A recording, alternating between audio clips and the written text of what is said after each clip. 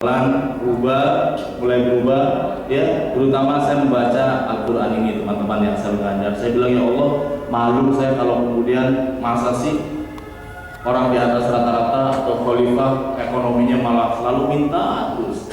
Masa dari zaman mahasiswa sampai mau kuliah S2 mencarinya sumbangan beasiswa. Saya mulai berubah, kalau bisa saya mencari bagaimana menjadi orang yang bisa ngasih beasiswa ya. Zaman S1 saya nyari beasiswa, S2 cari beasiswa, kita mulai berubah. Nggak mau deh, saya nggak mau lagi yang namanya menerima. Kalau bisa memberi, ya. Kalau bisa memberi, saya mulai berlatih. Dan saya malu sekali teman-teman. Yang membuat saya malu, saya bukan malu pada orang tua saya bukan malu kepada orang tua teman-teman saya, tapi saya malu kepada saudara kandung saya yang rela dia mati demi lahirnya seorang manusia pada tanggal 12 Agustus beberapa tahun yang lalu, yaitu adalah saya. Yang membuat teman-teman harus malu bukan kepada orang tua, tapi kepada saudara kandungnya yang dia rela mati, dan kita lahir pada tanggal mungkin 1 Mei, 12 Agustus, 12 Desember, mungkin juga hari ini adalah hari kelahiran kita. Masa pantaskah kita teman-teman yang saya banggakan? Dan mulai hari itu saya bilang saya mau berubah menjadi manusia yang lebih baik. Pertama adalah ekonomi, saya mesti berubah di ekonomi saya, keuangan saya. Kedua adalah kesehatan. Ketiga adalah warga. Keempat adalah terus sampai spiritual teman-teman. Oke, sahabat-sahabat yang saya banggakan, itulah titik balik saya yang melahirkan bahwa saya harus berubah karena rasa malu saya. Karena dulu adalah orang yang punya penghasilan di bawah rata-rata. Kemudian saya mohon kepada Allah, saya pengen ya Allah punya penghasilan 7.500 US dollar, bukan per bulan, tapi harga training saya selama 3 hari. Waktu itu saya jual training saya ke Pertamina, dan orang Pertamina dia baca profil saya, dari mana nih? Dia lihat harganya Pak Hermawan, harganya Tung Desem, harganya beberapa. Wah, kita nggak masuk platform Pak, kalau maksimal kita 60 ya. Kemudian kalau Bapak membutuhkan kita, harga kita 7.500 US dollar. Dan akhirnya Pertamina pertama kali berani membuat platform anggaran, dan sejak itu diikuti oleh BUMN sampai hari ini. Teman-teman yang luar biasa. Dan saya hanya bilang sebelum saya presentasi, terima kasih ya Allah, harga saya diterima. Model hanya itu. Terima kasih ya Allah, orang-orang yang di sana hidup itu semuanya baik, betul. Terima kasih ya Allah, orang di situ semuanya ya positif kepada saya. Ya. Kemudian dia bilang, oke Pak Nako, kita buat bagaimana Pertamina berubah dengan anggaran disepakati. Dan kemudian dia ubah platformnya. Allah membuka keran saya dengan deras sejak itu, teman-teman yang saya cinta. Saya dulunya penghasilan 600.000 per semester menjadi dosen. Sekarang kemudian bisa 7.500 US dollar. Karena pada saat sebelum saya mulai, setelah habis subuh saya bilang, makasih ya Allah saya kaya, terima kasih ya Allah saya bahagia, terima kasih ya Allah saya sehat. Dan itu saya ucapkan habis olahraga yang tadi. Pasti perasaannya apa? Coba ada orang yang bangun tidur bilang gini, aduh pusing hari ini. Langsung rasanya apa? Was-was. Duh gimana ya utangnya ya? Rasanya apa? Aduh gimana nih suami saya, aduh jangan-jangan bener nih seperti yang teman saya bilang. Langsung was-was.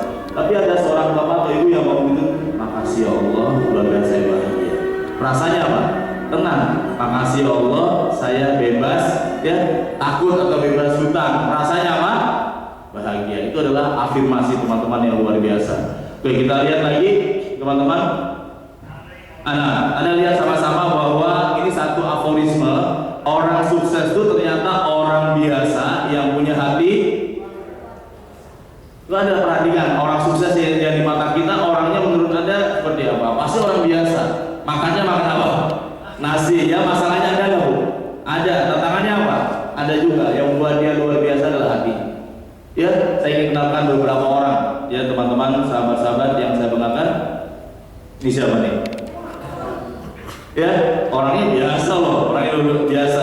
Tapi yang membuat dia punya makna itu hatinya luar biasa. Dia nggak pernah merasa rendah, ya, nggak pernah merasa rendah diri. Beda dengan rendah hati. Kalau rendah diri itu mungkin kita atau ibu pernah ketemu orang, Pak, saya sih orang susah, Pak, saya sih orang miskin, Pak, itu rendah diri. Ya, saya sih orangnya bukan lulusannya satu, Mbak. Pak, orangnya saya sih memang keluarga saya dari sononya udah kayak gini, itu rendah diri. Ya, kalau rendah hati orangnya dia hebat, orangnya dia pinter, orangnya dia mungkin sukses, tapi dia mau mendengar kita orang rendah hati. Ada banyak orang-orang yang rendah diri. Itu dalam buku saya ada 3 cara orang mengambil energi dari kita. Namanya ada yang pertama adalah agresif.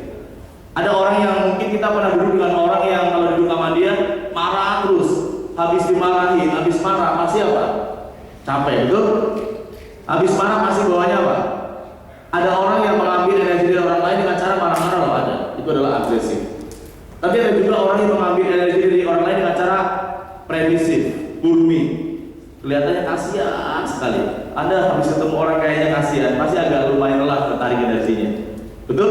Orang yang ketemu Anda, aduh Pak, memang gini Pak, aduh Pak, pasti lama-lama akan tarik energi lelah. Tapi juga ada orang yang pinter, yang namanya asertif, yang dia kemudian pinter tidak cara ya tadi.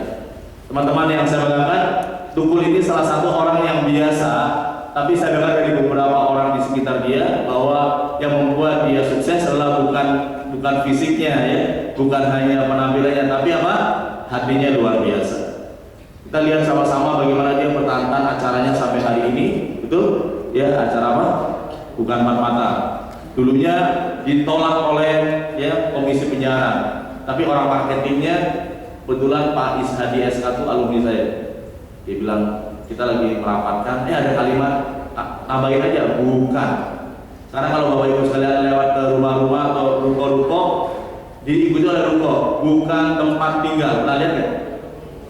Bener ya Bu? Bukan tempat tinggal, maksudnya apa? Ruko. Jadi dia bilang ini bukan tempat tinggal Pak. Kalau ruko pajaknya beda, kalau bukan tempat tinggal beda lagi. Jadi marketingnya kalimat bukan digunakan oleh properti. Kalau Anda mungkin lebih aware di marketing, lihat ke beberapa properti, bukan tempat tinggal, sedang dibangun apa? Ruko, bukan tempat tinggal. Teman-teman yang saya banggakan, Dahlan Iskan juga serupa. Orang ini orang biasa yang hatinya luar biasa. Ya, sekarang mungkin ada yang pro kontra karena dia banyak sekali melakukan ya sesuatu yang sebenarnya habit dia, kebiasaan dia. Tapi kalau sudah masuk ke politik, kebiasaan juga bisa dianggap sesuatu yang politik, betul? Ya, dia pernah menemukan 1 minute awareness ketika kalau teman-teman melihat beberapa waktu lalu di Metro TV, kenapa dia pakai sepatu kitnya dia, karena dia pernah berjalan begitu lama. Tapi yang membuat dia berubah, saya bisa bayangkan waktu dia menjadi direktur PLN, itu hampir 1 bulan serikat pekerja menolak dia. Ini kisahnya. Dia datang ke kantor Trunojoyo, Blok M. Wah, tolak. Memang ahli apa dia? Memang kalangan apa dia? Ditolak semua, spanduk-spanduknya begitu banyak. Dia cuma lihat, oh dia nggak tahu siapa saya, nggak tahu siapa saya. Sekarang dia mengajak orang-orang PLN dengan semangat. Kalau ditanya selamat pagi, bilangnya cuma 3 kata, bekerja, bekerja, bekerja. Ya, tapi ada juga orang yang iseng, orang PLN iseng. Oh berarti kita kerjanya 3 hari ya Pak? Bekerja, bekerja, bekerja. Jadi ditanamkan. Sekarang semangat PLN dia bawa ke BUMN. Dia bilang kalau nanya apa kabar, ya udah semangat pagi, bekerja, apa? Bekerja, bekerja. Jadi ajak orang action, action, action. Itu udah habiskan. Jadi suatu hari dia pernah mengalami satu kondisi yang parah sekali. Dalam bukunya dia tulis namanya ganti hati. Dia sedang sakit parah, kemudian akhirnya ada anak kecil meninggal karena kecelakaan. Ya, hatinya diambil, ditanamkanlah ke dalam tubuh dia. Ya, kemudian sampai sekarang katanya cocok hati anak kecil ini. Sejak itu dia mulai mentransformasi bahwa hidupnya untuk kebaikan bersama teman-teman yang luar biasa. Jadi ya, yang namanya hatinya dia, ya hati dalam tubuh dia, ini adalah gantinya anak kecil. Ada anak kecil kecelakaan, hatinya diantarkan cocok sampai sekarang. Kemarin 7 tahun masa-masa krisis sekarang sudah lewat. Teman-teman yang luar biasa, dia menemukan hal yang luar biasa tadi. Mungkin kalau kita lihat lagi, ini Idris Sadri juga serupa, ya, yang membuat dia jadi orang luar biasa karena waktu 5 tahun ayahnya bilang, Idris, kalau kamu main biola nggak boleh jelek, karena tetangga kita akan sakit telinganya. Kalau kamu main biolanya jelek, jadi dosa. Dia berlatih sebaik mungkin, kemudian orang tuanya keras sekali memisahkan dia dengan anaknya, dengan ibunya. Kemudian di usia 71 tahun dia bilang kepada saya bahwa hidup saya sekarang saya ingin bisa merawat mama saya. Karena waktu kecil saya dipisahin oleh papa untuk main biola. Sekarang mama saya masih hidup dan ibunya usia berapa nih? Idris Sadri 71 tahun. Dianya berarti mungkin hampir 90-an ya, 90-an. Dan sekarang dia bilang saya ingin mama saya nanti meninggal ya, meninggal bisa saya masih ada di samping beliau. teman-teman yang saya banggakan, ya, dia menjadi orang luar biasa karena pesan-pesan tadi.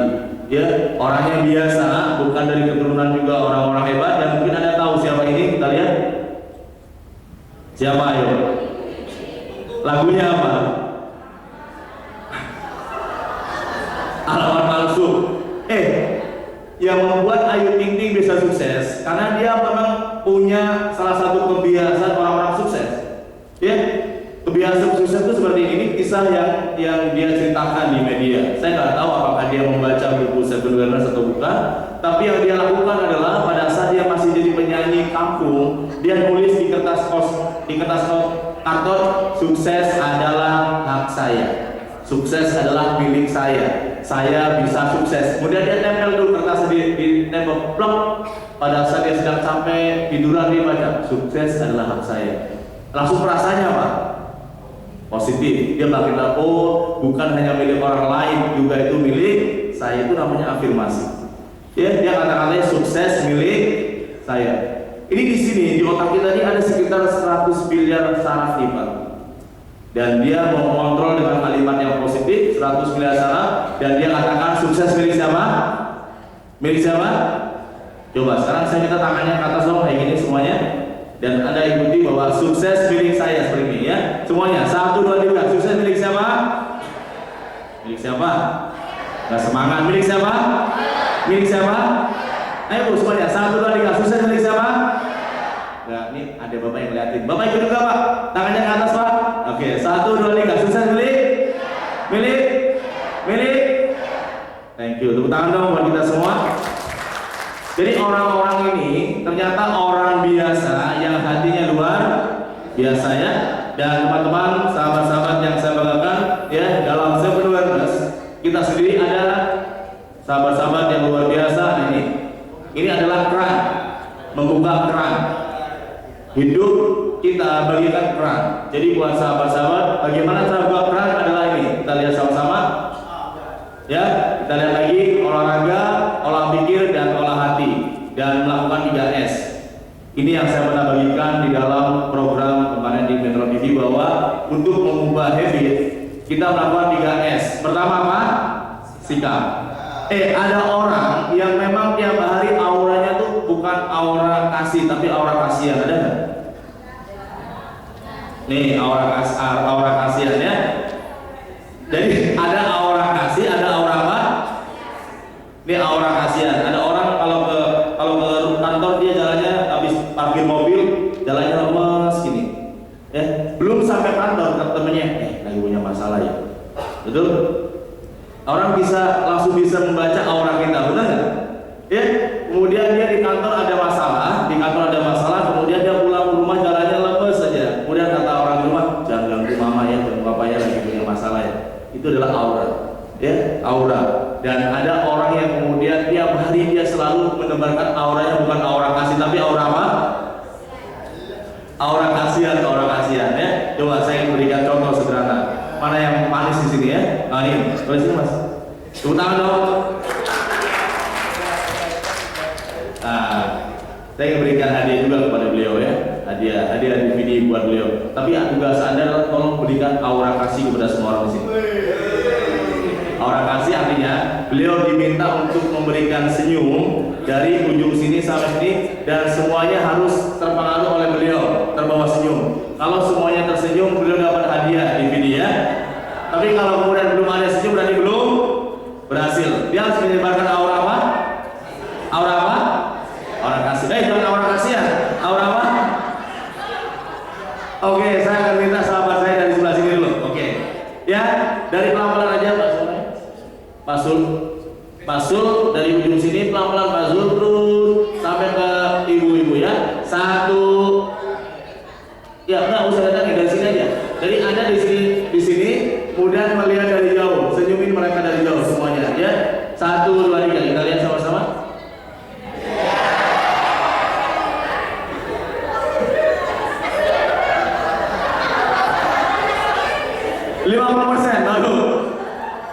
Biar dapat DVD ya, biar dapat DVD One Minute Wonders pasangan. Saya minta sekali lagi 1, 2, 3.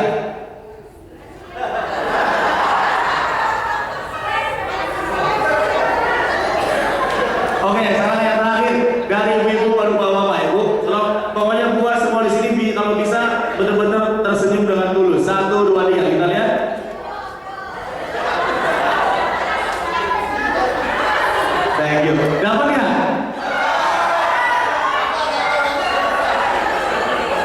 Ini aura kasih atau orang kasih?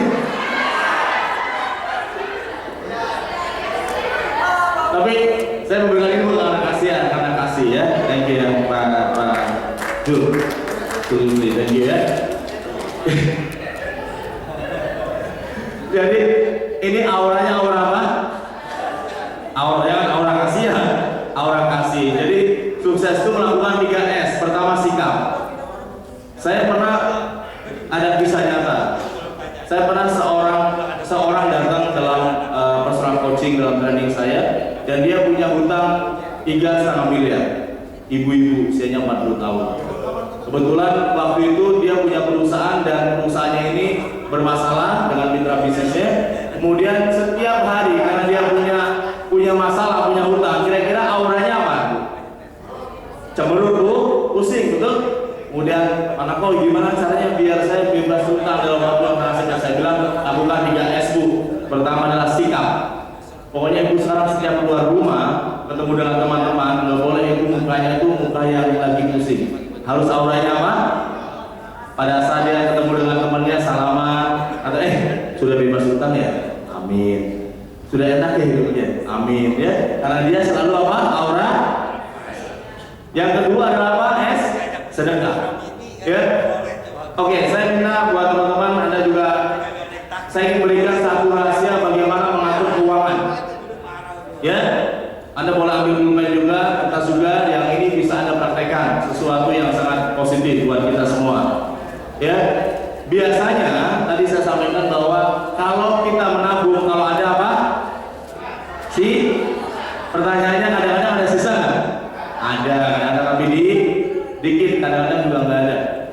Oke, saya pernah mengubah hidup saya dan saya komitmen bersama istri saya, keluarga saya setelah mendapatkan ilmu tentang bagaimana awareness terhadap keuangan atau melek keuangan, dan saya tercerahkan, oh pantas ya, ternyata seperti ini.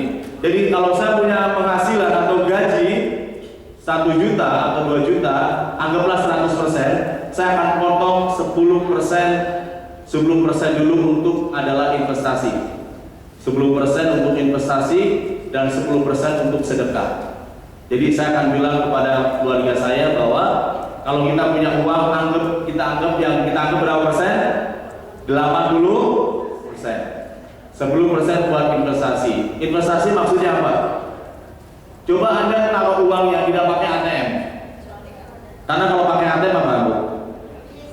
Kadang-kadang kita taruh kemudian habis. Jadi saya komitmen bahwa 10% ini saya akan potong dan nggak boleh pakai ATM, pakainya buku biasa, dan tanda tangannya harus berdua seperti perusahaan. Berarti salah satu di antara kita nggak boleh ngambil uang dalam kondisi apapun kecuali dapat izin berdua. Saya sepakati waktu gaji 1 juta berarti 100.000 kita simpen di bank yang nggak apa-apa, bank yang nggak terkenal juga nggak apa-apa, ya, bank yang biasa. Kemudian 10%-nya adalah buat sedekah. Jadi kalau saya punya penghasilan 1 juta, 100.000-nya dipotong. Teman-teman yang saya banggakan, saya lakukan itu kurang lebih sekitar 7 tahun yang lalu. Hasilnya adalah hari ini, sahabat-sahabat yang luar biasa. Itu 10% yang tadi apa? Buat apa? Investasi. Sekarang dibelikan sebuah tanah yang pinggir jalan, dibangun sebuah rukonya disewakan. Itu bisa pasif income buat kita lagi. Ya, apalagi efek dari sedekah. Jadi pada saat saya lakukan itu 20% terus menerus, sekarang menjadi kebiasaan. Jadi kalau saya dapat 1 bulan kita total berapa gaji atau penghasilan kita, 20% udah kita tutup mata, itu bukan uang kita, itu kita tutup mata. Dan akhirnya 7 tahun yang lalu efeknya adalah luar biasa. Tapi kalau Anda bilang susah Pak, sulit Pak, itu soal soal apa? Kebiasaan ya, betul. Soal kebiasaan. Kalau Anda bilang wah itu susah Pak, soal kebiasaan aja. Kalau sudah dilatih, insya Allah akan biasa. Ini namanya bukan knowledge tapi awareness. Pulang dari sini praktekin ya Pak. Bilang kalau istrinya mah kata Pak Kapol dapat ilmu kayak gini, kadang-kadang ada istri wah mana aja kurang Pak. Tapi ada istri bilang, oke Pak, kita komitmen buat anak kita yang masih kecil nih, masih SD, biar nanti pada saat dia nanti SMP, dia sudah punya masa depan yang luar biasa. Oke Pak, kita lakukan karena kita pengen sekali mengajak orang tua kita naik haji. Oke, kita semangat. 10% buat investasi, 10% buat apa? Sedekah. Jadi sedekah bukan karena sedekah itu bukan knowledge, sedekah itu adalah skill. Mungkin ada orang tua yang kadang-kadang nggak punya uang aja sampai minjem ke tetangga, ke temannya demi untuk apa? Sedekah, ya. Sedekah baik seorang tahu pengetahuan. Itu adalah S yang kedua apa? Sedekah. S yang pertama apa? Sikap. S kedua apa? S yang ketiga adalah selalu afirmasi, selalu afirmasi, selalu afirmasi. Nah, afirmasi ini adalah contoh sederhana. Saya minta ada kertas, bisa pinjam? Oke, saya minta kalau Anda ada kertas, karena ini nggak ada flipchart, Anda boleh buat 2 kolom seperti ini. 2 kolom seperti ini, 2 kolom ya. 2 kolom seperti ini. Kemudian ini yang disebut belief system. Belief system. Belief system itu keyakinan yang sudah mendarah daging sampai kita sendiri sudah meyakininya nggak akan bisa dirubah. Contoh, siapa di sini yang kalau kenyang harus makan nasi? Kalau kenyang tuh harus makan nasi. Kalau ditanya udah makan belum? Belum, baru makan bubur. Sudah makan belum? Belum Pak, baru makan mie. Karena yang membuat dadanya apa? Nasi. Oke, saya minta perhatikan semuanya, bisa bantu masing-masing pribadi Anda. Ambil kertasnya dan 2 kolom seperti ini dan judulnya adalah ya belief system, keyakinan yang mendarah daging. Nomor 1, mungkin di sini ada orang yang bilang saya selalu misalkan ya, saya selalu masuk angin kalau kena air hujan, misalkan sesuatu yang terjadi, yang benar terjadi. Ini yang lama, yang baru adalah saya sehat, yang baru ya. Yang lama adalah saya selalu alergi kalau makan seafood. Mungkin ada nggak? Ada ya. Yang baru apa? Saya bebas alergi seafood ya. Yang ketiga, saya pemalu, misalkan. Yang baru adalah saya percaya diri. Oke, saya minta Anda tulis masing-masing personal sekali, pribadi sekali. Yang keempat, saya biasanya selalu minum kopi setiap pagi. Mungkin ada orang yang gitu kan. Yang baru saya ya bebas kopi kalau Anda mungkin mau berhenti. Yang baru, yang lagi yang lama, yang 5, saya selalu merokok kalau habis makan. Itu pasti habit, betul nggak? Ya, yang baru saya bebas rokok, ya, bebas rokok. Yang lama saya boros, mungkin boros. Yang baru apa? Saya apa?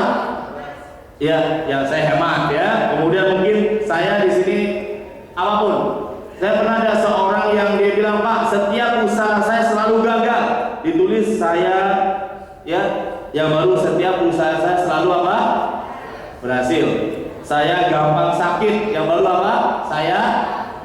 Oke, sekarang saya minta dalam 1 menit ambil kertasnya dan saya minta tolong tulis judulnya adalah belief system. Nah, yang bukan negatif, nggak ada negatif. Adanya yang lama dan yang lama itu artinya yang sekarang sudah kita alami, ya. Itu yang lama. Yang barunya adalah lawan katanya, Bu. Ya, Ibu jangan ya, pokoknya ada habit yang positif yang mau kita rubah, ya. Misalkan, contoh misalkan Ibu tadi bilang, oh udah bagus semua, coba cari lagi, misalkan yang mau kita lebih positif. Saya malas olahraga. Nah, itu sudah. Yang baru saya rajin olahraga. Itu contoh sederhana kan? Jadi bukan hanya contoh tadi, banyak sekali yang bisa kita mulai tulis pelan-pelan di sini. Ya, saya biasanya misal saya gampang ngantuk kalau duduk, yang pengalaman yang sederhana. Yang baru saya apa? Bebas ngantuk ketika duduk, ya. Ini contoh belief system. Silakan. Yang unik, yang biasa juga boleh. Saya selalu minum kopi setiap hari, misalkan bahkan sampai ya ada yang 10 gelas dan lebih. Yang baru saya bebas minum kopi atau saya rajin minum air putih. Yang baru-baru ada lagi mungkin saya kalau tidur harus mati lampu. Ada nggak? Ada ya? Pokoknya meskipun capek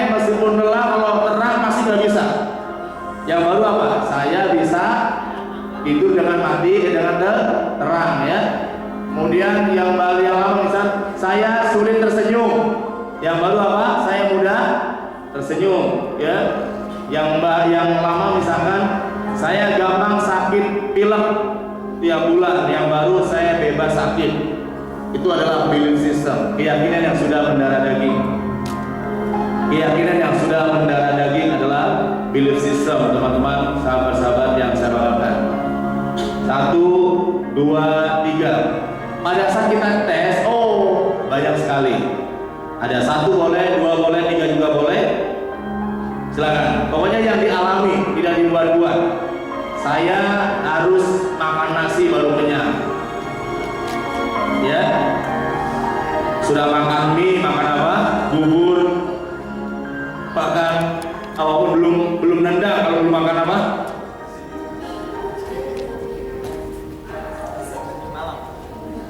Silakan ya. Saya susah memaafkan, misalkan. Yang baru saya bisa ya. Berapa? Oke ya. Silakan. Yang lama dan yang baru. Buat yang barunya Pak, kolom ini yang lama, yang baru setelahnya. Jadi dua kolom seperti teman kita.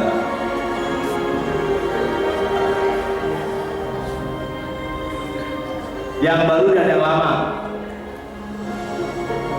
Saya malas menulis, misalkan. Yang baru saya rajin menulis.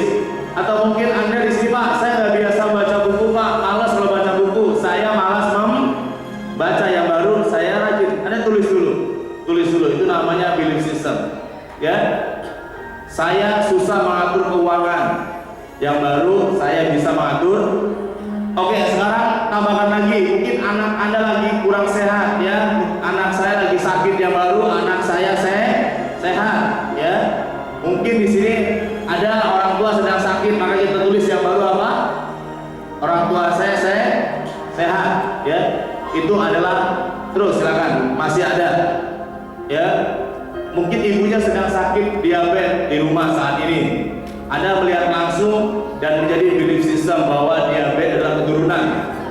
Anda yang baru bahwa orang tua saya sehat dan saya juga sembuh ya. Itu adalah belief system. Silakan, masih ada 3. Masih udah dapat 6, bagus. Oke, ada yang 8, ada yang 10. Silakan, diingat-ingat lagi yang sederhana. Anak saya susah diatur. Misalkan sampai saat ini, anak saya sudah diatur. Yang baru apa? Anak saya bisa ya diatur ya. Silakan, yang lama dan yang baru, belief system lama dan belief system baru.